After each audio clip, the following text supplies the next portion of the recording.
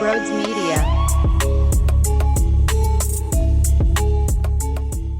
What is going on, everybody? Welcome on into Sports Talk with Broads. I know this is a very fluid situation. It seems like every time I refresh Twitter, unless Elon Musk decided to, kill it and destroy it and ruin what once was a fantastic app, every time I refresh Twitter, there's something new with James Harden and the Sixers. There's another team that's interested in X, Y, and Z. Damian Lillard finally announced that he wanted a trade and he wanted to be moved to a different city, preferably Miami, and we'll get into that. So I hope by the time I'm finished this, there isn't something even more massive that's dropped, and then none of this matters. But we'll begin with the early stages of this storyline, and that's the fact that James Harden opted into his deal with the Sixers. That's not what I would have thought.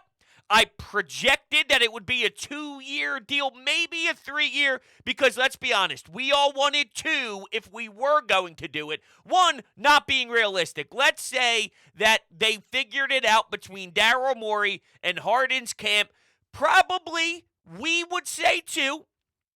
Harden would want 4, and then they would meet in the middle and try and run this thing back. The 2-man game between Harden and Embiid, and apparently Nick Nurse and James Harden did have a dialogue. They did meet with one another. One of the things that was brought up is maybe taking the ball out of his hands a bit more. Now, it's not as if James Harden hated the back and forth and completely despised the conversation between the two, but it's clear that he wanted something else, and maybe he thought the market would be bigger and there would be more shooters and he'd have more leverage, and at the end of the day, what he felt was best for him was to opt in and then demand a trade to go elsewhere. It is what it is. I would say that this is a good scenario as long as Daryl Morey gets something in return that's manageable, and keep in mind, he's done this plenty of times. If there's anyone that I feel comfortable with doing something like this, it's Daryl Morey. He got James Harden for Ben Simmons, a guy who doesn't play basketball. So there's a lot of options here, but it's going to take time. He's not going to give him away for nothing just because things might get deeper than you want, meaning deeper into the offseason. This might bleed into the regular season, but I'm sorry, this is game-changing to the franchise. I can't just go get slop. I can't just go get a couple of guys, which raises the question, would you feel comfortable if he calls LA and takes a deal that brings back Robert Covington, one of the most overrated defenders this city has ever seen, Powell, and Marcus Morris? I don't think that's enough to win a championship, but Powell averages 18 points per game, 17 points per game, in that range. Marcus Morris is a dude that brings balls, brings toughness, and Robert Covington would be a rotational piece to help build the depth that they've been lacking for a long period of time. If you feel like Tyrese Maxey can become a primary ball handler next season and hope that Nick Nurse makes an improvement on top of what Doc Rivers brought to this team last year, and then, oh, by the way, Joel Embiid having another offseason to improve, if you think that's enough, because there's a lot of Sixers fans that are all in on Tyrese Maxey because they want him to be a point guard. He's not. He's a bucket getter. He's a go-getter. He's a head down, use your speed, and just go score some points. Take it to the rack for a finish off the glass. Utilize your floater in that mid-range game. That's what he does well. He's not a traditional passer. It doesn't come to him organically. Now, can he produce more like the Aaron Fox? And I'm using him as the example because we know that he can fly around town. De'Aaron Fox averaged more around 6 assists and 25 points per game. Tyrese Maxey, 20 points per game, around 3 assists. So adding 5 points per game and doubling your assist numbers, is that enough? And that's no knock on Tyrese Maxey. I'm a huge fan. We all are. I don't think that's his game. I think he can get better in that area. I think there's a ceiling in that area. Because guys who facilitate, it's in your DNA. Nick Nurse will help as much as humanly possible, even with the loss of Sam Cassell, and we know about his relationship with Tyrese Maxey. I'll tell you what, though, as much as Dame Lillard wants to be in Portland, I'm doing everything in my power to get him here. Excuse me, I say Portland, I meant Miami. I'm trading Tyrese Maxey in a heartbeat. I know Bobby Marks, I saw this on Twitter, he's throwing around some trade speculation and possibilities. Tobias Harris, Tyrese Maxey, draft pick. I'm doing that today. I'm doing that without even processing it, even though I would process it because I'm not a fool. But that's how quickly I'd be picking up the phone and calling everyone in Portland. Say, I don't care what it takes. Let's make it happen. So when Wendy broke the news on Friday evening, that the reason Tyrese Maxey wasn't handed the money and the extension from the Sixers, they're looking to trade him. As soon as we started to run with that on the best show ever, Tyrone got a text from a league source saying he's not going to get traded. What I think's happening is damage control. Not so much damage control, but Tyrese Maxey being in trade rumors, young, 22 years old. You saw how he handled things when Doc Rivers asked him to be a different role player and asked him to come off the bench and be a strong force and lead the way with the second unit. He cried, he got upset, he pouted, he hated it. I believe the Sixers are worried that if it starts to go around town, he might not be able to manage that. Tobias Harris, on the other hand, between his dad and himself, his dad lost his damn mind. I mean, his dad is saying that he's a scoring assassin. I think Tobias was right with a lot of the things that he described himself as. A 6'9", power forward, can defend the other team's best defender, can do some things with the ball in his hands, where all that is real. People act like he's a bum and a legitimate asshat. He's not. He pumped his tires too much and I think started to get lost in it, and he was in his bag feeling himself publicly when he was getting interviewed not too long ago at that event he was with, the event, that he was at with Joel Embiid. Tobias Harris, sorry, I'm trying to get back on track here. Tobias Harris can handle it, can handle the media. I don't know if Tyrese Maxey can. So it got leaked. It got out. Daryl Morey would absolutely trade Tyrese Maxey if the return was Damian Lillard. Let's not sugarcoat this thing. He goes after stars. Everyone in this league has been waiting for Damian Lillard to finally say the words. And he did it in a weird way, in a Damian Lillard way. Both sides were awkwardly tiptoeing and dancing around this because he is the man in Portland. And he doesn't want to upset any of the fans. I get it to a degree, but dude, get the hell out of there and go fight for a championship for real. And you can do it with Joel. I get why Miami's a beautiful destination. I went down there for a bachelor party not too long ago. Yeah, Miami's a solid place. I mean, Messi's going there for damn sake. Plus, you think about the taxes. Who wouldn't want to go play in Miami?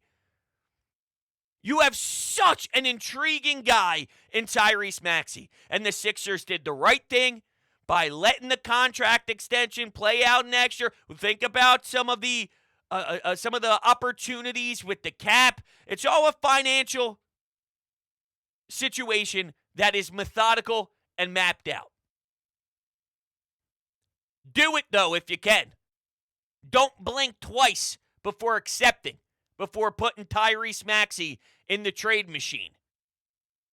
There's not many that I would. I'm not giving Tyrese Maxey away. For all the deficiencies that I'm worried about for next year and for him as a player just growing in general, as I was talking about the not a natural point guard thing, there's only very limited amount of stars that I would be willing to talk about in regards to moving on from Tyrese Maxey. Damian Lillard is one of them. Here's what I'm not believing, though. There were reports by Shams and by others out there saying that he was left in the dark. James Harden left in the dark. Then the Sixers side counter that with some of their media mouthpieces, claiming they didn't want to get in trouble for some of the tampering like they did last year. I'm not buying either sides. Come on, you're telling me how close Daryl Morey is with James Harden? He just elected to push him down the stairs and say, I'm not speaking to you. I'm not telling you nothing. Figure it out. We'll be talking soon, but basically pack your bags because we're shipping you elsewhere. I don't think that's the case. They are very close. Those two are good friends. So that sounds to me like James Harden and his camp is trying to get out at a certain agenda. Just like Christmas time. Remember Christmas time? December 25th, NBA, Sixers are on. Let's talk about all the big storylines around the league. James Harden's going to leave Philadelphia and go to Houston. They were trying to build that in. Ime Udoka is basically, I don't want nothing to do with that guy, dude. I want nothing to do with him. I'm trying to set a different culture here.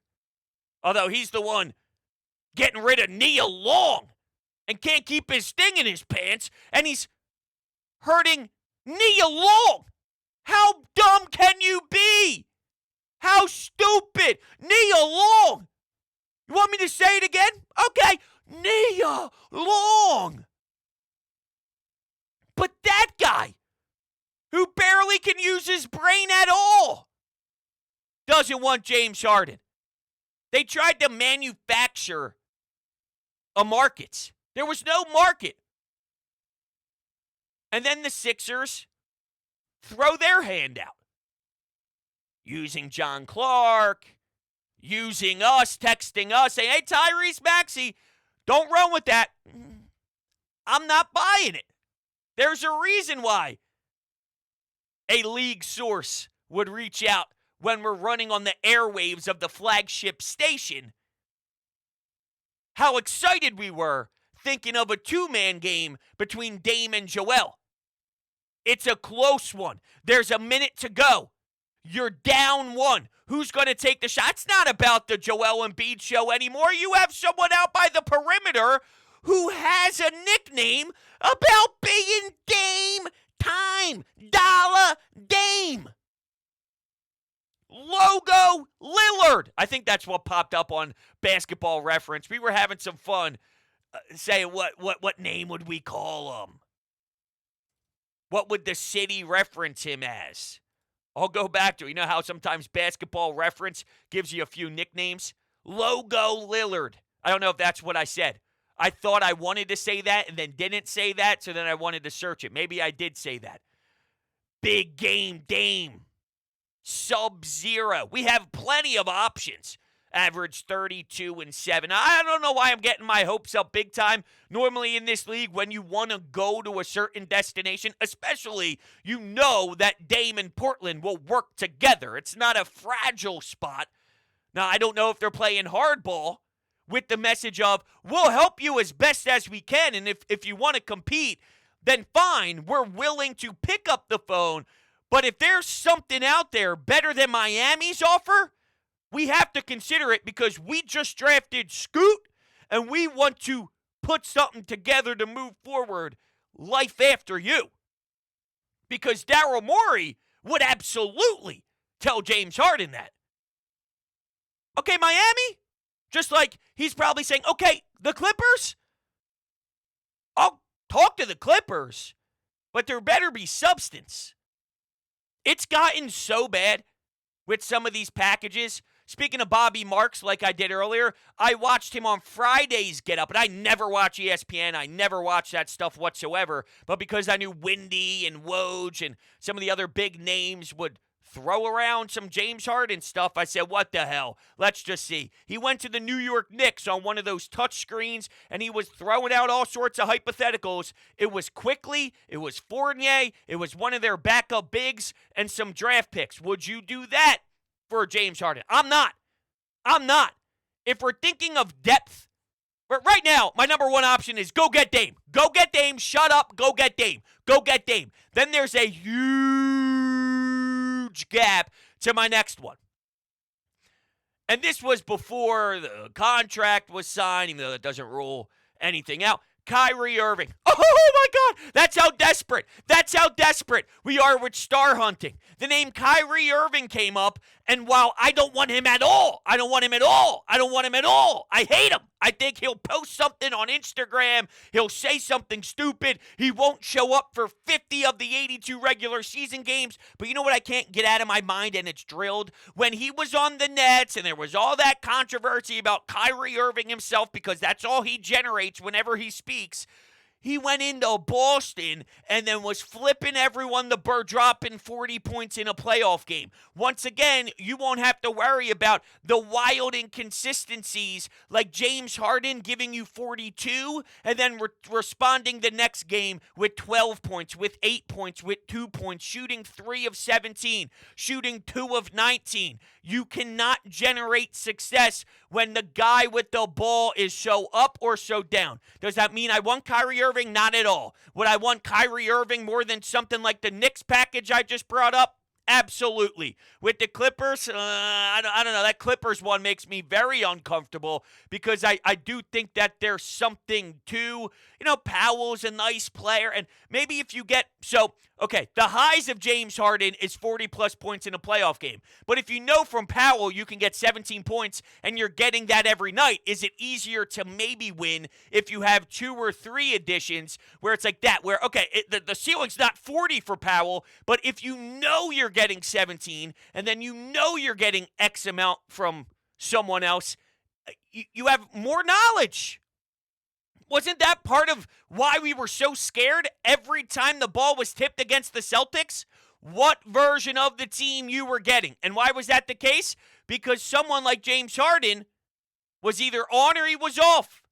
And when he was off, it just happened. All 48 minutes. It turned into a disaster. Throwing his hands up, not getting the ball to his teammates. Instead of looking for Joel Embiid with the pass in the pocket off of that pick, off of that screen, he would take it and try a floater, but it would be completely off the rim. I'm having flashbacks, and I'm very upset and very disappointed about it. I don't know how I will recover. It was crazy. Would I want Kyrie? No. He's lost all respect because of the crap that comes out of his mouth. But skill level-wise, how do you win in this league? You need talent like that. So when I look at his direction, just saying hypothetically, where we are as a fan base and where I am as a fan, would I over something so silly like Quickly and Fournier? Oh my God, maybe. I'm sick. One question we were asking when it comes to Tyrese Maxey is, do you think he'll ever grow into the guy that makes others better? And the one I looked up was, with this roster, Springer. In 2 years, will Maxey's play elevate Springer? Or is Maxey about Maxey? Not saying he's a selfish teammate. Not saying he doesn't care about getting his teammates looks. He absolutely does, and he absolutely tries. But everyone has their own skill set. His skill set benefits Tyrese Maxey. James Harden gets others involved. Joel Embiid, that Nets series, gets everybody else involved because all the other squad does is apply pressure. And what also happens when Tyrese Maxey starts to get defenses staring him in the face, it's harder to apply pressure to Maxey and double team him when it's between Joel and James. One guy led the league in assists. The other guy led the league in scoring. Opens up the floor for Maxey. Will Maxey be ever will ever be such a dog that other defenses throw him double teams? And is he ready to just know how to counter that? Took Joel Embiid years. It takes many great players years. These are all real questions. And I know we love Maxey, but there's a basketball side to this. More than just the personality. Some Philadelphia athletes get more room. Maxey is one of them. Matisse Thybulle was one of them. Alec Boehm is one of them. So I'm just keeping it real with you from a basketball level. I think the world of Maxey. We need something different, though, from the point guard position. He's more of a combo and more of a two. You can get by with the ball in his hands at times, but I don't think he's your real everyday PG, your real floor general. I just don't. Which means you need to acquire one. Or you ask Joel Embiid to do certain things. Or Nick Nurse asks Tobias Harris to do more. Can you run pick and rolls with Maxey and Tobias Harris, which would then force Maxey to see the floor differently? Nick Nurse, in his opening press conference, when asked about what he sees with certain teammates, that was the one thing that he said with conviction, that he said with the real aggressiveness to it. Maxey, pick and roll as a passer, putting the ball in and forcing him to do it. I'm paraphrasing, but that was basically it. So there's other things that are going to happen if you can't get a Dame. But you got to make a Dame. Got to make a Dame happen. You got to. It's a wild time, man. The NBA is filled with drama, and it never stops. It's pretty remarkable, no? So they lost a few bench pieces. George Niang, bang, bang, George Niang goes to Cleveland for a couple years. I couldn't imagine him on the defensive side of the floor with Nick Nurse and what he's running. It doesn't happen that way. When he was hot, though, especially at home in South Philly, he had his role here and he made his impact. But you move on from him, and then Shake Milton gets a chance out in Minnesota to reboost his career, reboot it. I think you had plenty of time to realize what he was. He was an interesting cat because when he was in his bag, there was something to it. But injuries always hindered some things. And it was never consistent. As you can see, there's troubles when you are an inconsistent dude. Especially one with the ball in your hands. If you're an inconsistent wing player, your name becomes George Niang. That's the difference. And I think George Niang, as an up-and-downer, as a wing, it's less pressure because struggling when you're trying to get everyone dialed in and everyone set up on the court, it's way more of a task. So, to summarize, James Harden wants out of here. Okay, I think that's one of the best things that could have happened, him opting in. There's not a huge market for him, so the pressure's on Daryl Morey, but he's been through this before. And you'll probably get annoyed with how long it takes. You'll probably get upset with him holding on. He should hold on. Holding on for Ben Simmons when he decided to get kicked out of practice and him and Doc Rivers got into it and he wasn't willing to compete at all and didn't feel like showing up. You got James Harden by the end. And while we didn't get to our ultimate goal and we didn't reach where we wanted to reach, you were still in a better position with him compared to the guy that wasn't going to perform for you at all. And Drummond and Seth Curry was not something to be screaming about. Oh, I can't believe it. You messed up and you got rid of a... Shut up. Shut up. It was the right thing. And I expect Morey to do the right thing again, however long it takes. Could you ever see him dribble in a basketball again for the Sixers? Maybe. And maybe he applies the fat suit and he doesn't care and he shows you that he doesn't care, and he puts this team in harm's way. I don't know if Nick Nurse would go for it, though. And maybe elects to, if you're going to do that, then whatever. Springer, you'll get Harden's minutes tonight in Minnesota.